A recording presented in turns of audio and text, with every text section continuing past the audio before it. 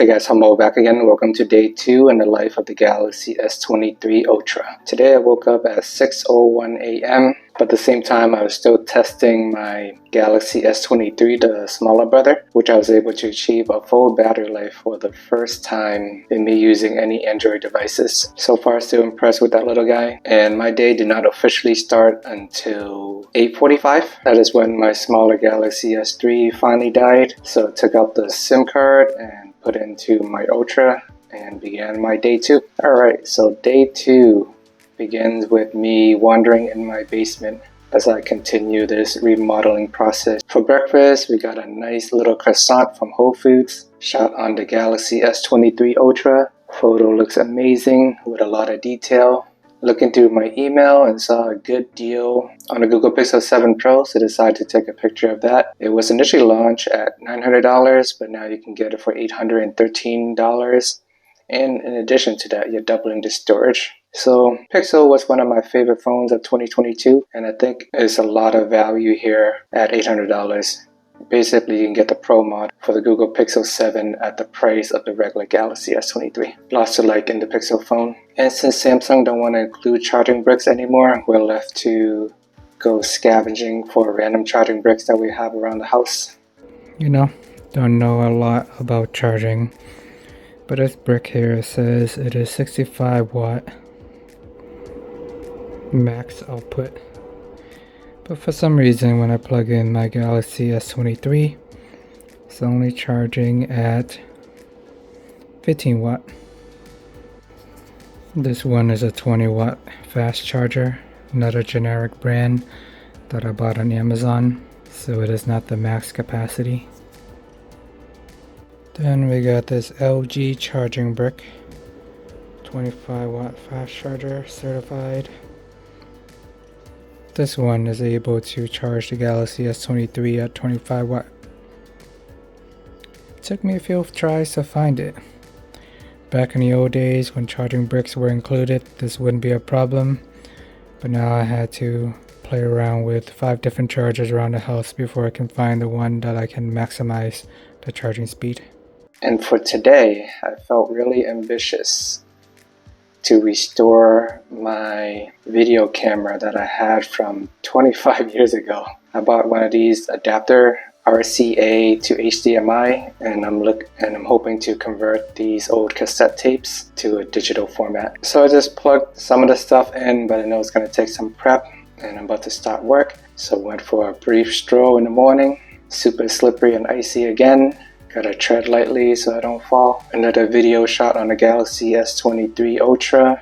It looks very stable. I'm walking and holding my phone in my right hand. Very impressed with the OIS in these phones. And the S23 Ultra is much more comfortable to hold in the hand compared to the S22 Ultra last year. Not sure what they did with the design there, but they made it really sharp at the corner. This year, everything is perfect. Even though it's an incremental upgrade, but little things like that makes a huge difference on a day-to-day life if your phone is not constantly jabbing you in your hands. 9:51, my phone is at 87%. Got Linkin Park playing in the background. RIP Chester Bennington. And I'm continuing to navigate through my day as I'm working. Got my oatmeal in the back. You can see the little blotch in the back of this phone. Maybe I just washed my hands or something, but it'll go away. And on the first day with the Galaxy S23 Ultra, I did the phone link to the computer option, and I decided to turn it off today because once you link it, it will automatically connect every time you're nearby, and I don't want it to constantly drain the battery if I'm not using it all the time. So I have to go into my computer settings, unpair that. Who knows, maybe I'll turn it on at some point, but for now I don't really need it.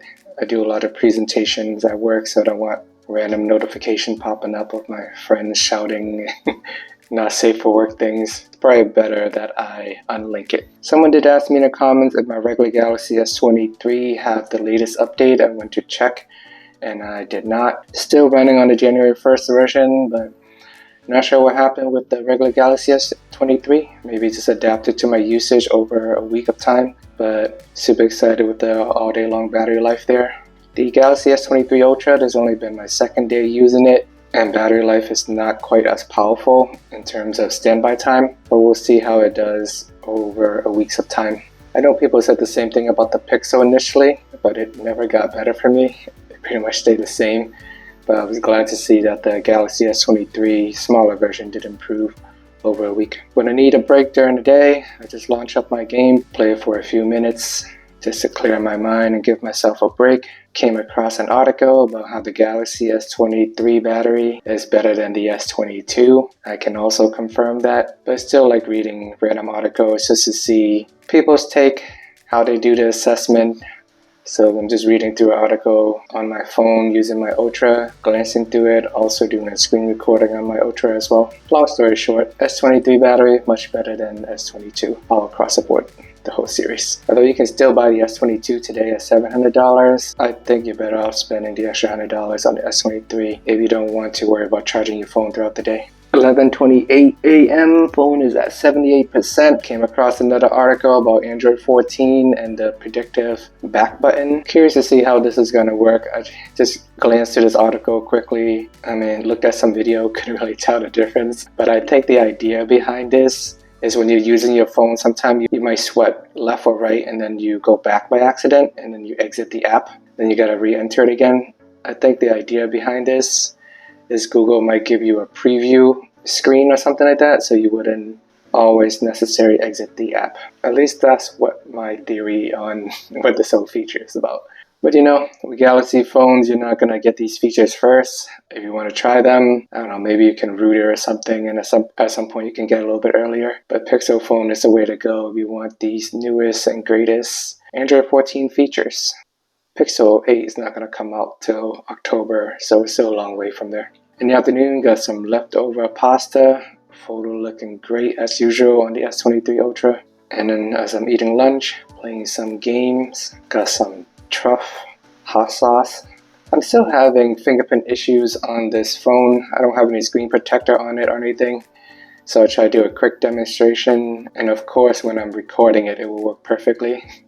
But on a day-to-day basis, it usually takes me at least 2 taps to get it working properly. I think the overall coverage is not big enough or something, so when I put my finger on it, I might have missed a sensor, but if you hit the sensor perfectly, it always unlocks pretty quickly. So just a little annoyance with this phone. Still snowing here in Boston, so decided to shoot a slow-mo video. This is the super slow-mo, which I never really quite mastered. I think it's harder to time. You basically need the action to happen immediately. Just one tap, it records a short clip, and then it just processes everything. If you're just recording snow, it's pretty straightforward. And then they got the regular slow-mo. This one, it is not as slow, but it's easier to time, and you can record long clips with it. There's like a whole minute clip here.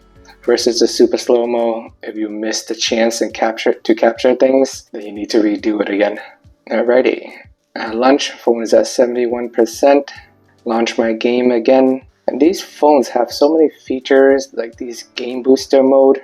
You can launch apps at the same time if you want to browse the web or you want to chat while you're playing games. I personally don't like to do it. As you can see, it takes up like pretty much the whole screen. Who's gonna game and chat at the same time? It's kind of inconvenient. I think you do one or the other. And I guess it's a little annoying to drag this game booster thing down every time I want to see all the options, but I can't think of a better way, I guess. I don't want a random floating icon taking up my game space either. So I'm just clicking through that briefly, see all the options that is available for me through the game booster. Pretty sure you can tweak the performance and all that. I'm not a heavy gamer by any means, but just figure I tap through these and see what options that are available. And then I felt ambitious to restore some old photos. All of a sudden, I'm in a very nostalgic mood today. So this is me back in 2006. I was probably 14 years old or something like that. So I found this photo, and I know Samsung does have the option to do object removal, restore the background. So it's me fiddling around with the options to try and figure out how to access it. But by default, this photo is in my Google Photos. So I have to go back to 2006, grab that photo. Then I pulled out my S Pen, and I'm hoping within the S Pen, it would just allow me to edit this picture on the spot. But it's not that intuitive. S Pen and Google Photos don't really talk together that well. So I have to launch the actual Samsung Gallery app and then find the photo. And then I think I have more editing options in here. So a little annoying, depending on where your photo source is. If it's in Google Photo, you gotta download it, and then you gotta switch to the Gallery app to do the editing. And as you can see here, we do have options for object eraser. Samsung don't really hype it up like Google and their Magic Eraser, but you can pretty much do the same thing. It is actually a really good experience with the S Pen because you can get super precise. And here I am deleting my friends because all my friends are dead. Pretty cool. Actually works pretty well. I'm quite shocked. So I removed all my friends. My back is still a little fuzzy and blurry. I'm not a expert Photoshopper person by any means, but now I'm trying to click through all the options, find a way to blend my back more just to make it not look weird. I was hoping to do it within this app. Maybe you guys know how to do it, you can tell me. But if not, at least it's a good starting point, and then you can throw into Photoshop or whatever kids is using these days to do further editing there. But they have so many different editing tools here as is. Here's me playing around with it. I don't know why I made myself blue, but you can adjust the color, make the background black, make myself stand out. And you can even add stickers on it if you want to. I'm just gonna skip that. And you can even adjust the background blur, create a portrait style mode from a photo from 20 years ago. So here is my before and after photo. Not bad, I guess. Still a little blurry, but I was able to recreate a whole new picture with just myself. You click on this Bixby thing. I think I can scan the picture and give you some data. But since this photo is so old, it says terrible resolution. I can't do anything with it. And you click on this little play button up here. You can cast it to your TV. And then if you click into the three dots at the corner, it gives you more options. You can remaster the photos. It's a slight improvement, but not really. But any improvement is better than none, I guess. I do like that it shows you the before and after. But that was my edited pic. Let's go to my original picture. Before and after. Slight improvement. I will take the after. But remastered seems pretty similar to the Google unblurred option that they were hyping up in the Google Pixel 7. The results look pretty similar as well. So if you're lazy like me and not really good at editing, you can go through your old photos and just hit the remaster. So that's pretty fun. So after saving that, I have no idea where to find it, which is annoying. I had to download it into my phone and then I remastered it. I wish it would have saved me another copy, the original copy and the new one. Now I can barely tell which is which because I want to re-upload this back into Google Photos so that I don't lose it. But yeah, the editing tools are there. It's fun, it's on your phone, but the process to get there is a little clunky. I wish they found a way to integrate it into Google Photos. But no, that's not happening. And with Google Photos, if you have any of their cloud storage option, they do give you more options now. I think Google is bringing like the Google Unblurred and all the pixel editing features to Google One subscribers. So be on the lookout for that. I think they literally just made that available as of today. But those are some of the editing features that you can do with this phone. And I don't find myself using the pen a lot, but I think in this situation it can come in handy if you're trying to edit old photos. The precision of the pen is much more accurate when I'm drawing around my friends if I want to remove people versus me using my finger. So yeah, if you're into photo editing, the S23 Ultra is the way to go. You just gotta figure out how to find your files afterward. I don't know. I was trying to do it on my phone, but I'm thinking out loud. Since I already did all that and saved it, I think I just got to go into my file manager, drag it into my desktop or something, and I don't know, rename it to something else and toss it back in Google Photos. Maybe I'll have two different versions. But either way, that is just a quick preview of me playing around with the editing tool. 1:37 p.m. Phone is at 59%. Not sure about you guys, but my favorite keyboard is a Swift key. The Google keyboard is pretty good as well, but I've been using Swift key for over 10 years, and it's really good at predicting and just typing in general. I find it a lot easier compared to the stock Samsung keyboard. And sometimes the algorithm is so good that pretty much suggests my whole sentence without me having to even think of what to say. So Swift key is my keyboard of choice. Finally switch over to that just to make my typing easier throughout the day. Here's the article about Google bringing the pixel editing tools to Google Photos. So I pop back in the app just to verify that the options are there. And here it is. You can see the logo in the top left hand corner. Google One, these are exclusive if you have the cloud service. Although, one thing that was always a little bit funky about the unblurred option is it's not always available, I guess. Maybe Google is the one determining if they can even unblur the photo, or maybe it doesn't look blurry to them by default, but to me it looks blurry. So I do not see the unblur option on here, but they do have the enhance option, which is free. I assume that's similar to the remaster. If you have the Google subscription, you do have more photo editing tools within the Google app. Or if you want, you could just use the Samsung app. Lots of flexibility there. And here is me taking notes on my Galaxy S23 Ultra for the first time. 3:24 p.m. Phone is at 47%. Currently on the phone to get some quote for a maternity photo shoot with my fiance. Just writing notes as we go. And as you can tell, I have terrible handwriting, so this is why I never use the S Pen. I like to scribble all these things, and then afterwards I probably can't even read my own handwriting. If you're into actually physically writing your notes, this is the phone for you. Who knows? I find it easier to type, but today I was in a writing mood. Whether I will look at it again is another story. And in the afternoon, felt ambitious again to bring this guy back. It's me setting it up, got the RCA cable connected, the adapter, and I also have a 4K video card. Here's the big mess that I created in my room as I'm attempting to convert old videos into digital format. Have no idea what I'm doing, so I gotta watch a YouTube video. It's actually pretty straightforward, but shout out to the internet. Sent a Snapchat to my friends of my progress, but I did it. Was able to convert these old tapes recorded back in 1999. Fun fact, I was recording family videos back in 1999 since I was like 10 or something. So I was already vlogging back then before the internet was a thing. And here we are, 2023, bringing my director skills back in action, doing daily vlogs with the Galaxy S23 Ultra. But anywho, Snapchat works fine. For dinner, we got some hot pot made in an Instapot. Another Snapchat video for you guys.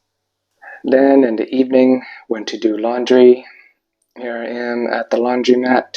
This is a camera at 1x, 3x, 10x, 30x. That text is really clear. I'm actually shocked how well that looks. Can't even read that from where I'm sitting. But 30x, pretty good. And then we got 100x. You can make out the calendar. It says 2023 and SKP on that clip. Still impressive nonetheless. From where I'm sitting, I am not able to read any of that. But if you ever need to zoom anything 100x away, this is the phone to get. I don't find myself needing to do this that often. But hey, someone might find a need for it. Came across another article asking if the Snapdragon Gen 2 on the Galaxy is better than the other Gen 2s like the OnePlus 11. Too long, didn't read version. I think it is slightly better. During the presentation, Samsung did talk about how Qualcomm did give them a slightly boosted version. And at first, I didn't really believe it that much. But with my Galaxy S23 experience, I was pretty happy with it. So good job there with the partnership and getting the most efficient chip finally available to the whole world. Something that I didn't cover for a while. But I know for the longest time, Samsung have been using Exynos chip in Europe and the rest of the world, while only US and a few selected countries get the best Snapdragon chip. But now we get the same powerful chips on all Galaxy devices. Okay, so by 9:33 p.m., my phone is finally at 5%, so I will declare time of death there. I know it says 15 hours and 33 minutes, but during the early days, I wasn't fully using this phone. So it is actually only about 12 hours and 48 minutes. Because I started using the Ultra at 8:45 a.m., not like 6 o'clock when I woke up, because I was still trying to drain out the rest of the battery on my regular Galaxy S23. So we're not quite there yet in terms of all-day battery life. Day 1 and 2 both averaging close to 13 hours of total battery, but screen time did improve on day 2. I'm getting 5 hours and 40 minutes. First day I was getting 4 hours and 20 minutes. We'll see if that's going to improve over time, but at least it's better than the Galaxy S23 regular. Of course, the regular I was averaging 3 to 4 hours, but I do want to see the total battery go up more. Okay, there you have it, day 2 with the Galaxy S23 Ultra. Let me know if there's anything else you want me to cover. I'm going to switch back to my regular S23 tomorrow, and we'll continue this series. Please check out my day 11 with the regular Galaxy S23 if you haven't already. I'm still pretty pumped about my full all-day battery life experience there on the regular S23. We'll see if I can maintain it. Thanks for watching, guys. Please like and subscribe, and see you in the next video.